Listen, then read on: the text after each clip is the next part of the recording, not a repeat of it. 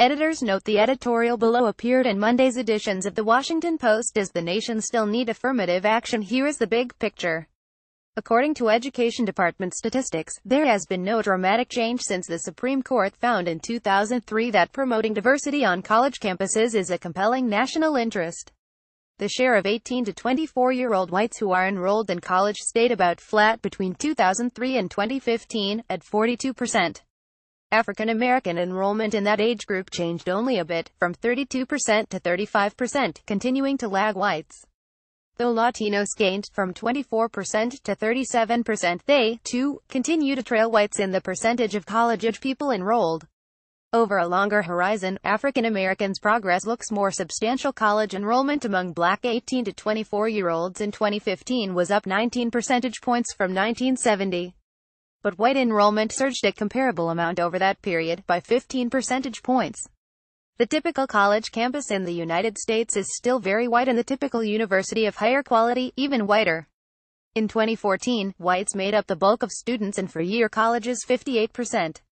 Meanwhile, the four-year college population was 13% African American, up only a point from a decade before, and 12% Latino, up a few points over a decade. Whites are somewhat less dominant at two-year colleges, making up 51% of the population attending those schools. African Americans account for 15% and Latinos 23%, higher than their four-year figures.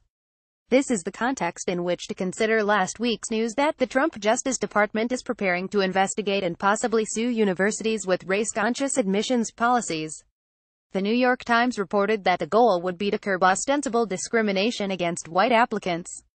A Justice Department spokeswoman indicated that the department was interested in investigating one admissions complaint relating to Asian American students. "We hope that is true, because a wider federal effort challenging affirmative action policies would represent a drastic change in the department's priorities and, if the idea was to protect whites, a perversion of civil rights law meant to protect disadvantaged minority groups." Though the Supreme Court recently reaffirmed that carefully designed affirmative action policies are legal in public university admissions, the court also left some room for lawsuits claiming that colleges' race-conscious admissions practices are not narrow enough. If the weight and resources of the federal government are devoted to suing universities, schools could be discouraged from using legal methods to build diverse student bodies. In the long term, Chief Justice John Roberts was right when he wrote, "The way to stop discrimination on the basis of race is to stop discriminating on the basis of race."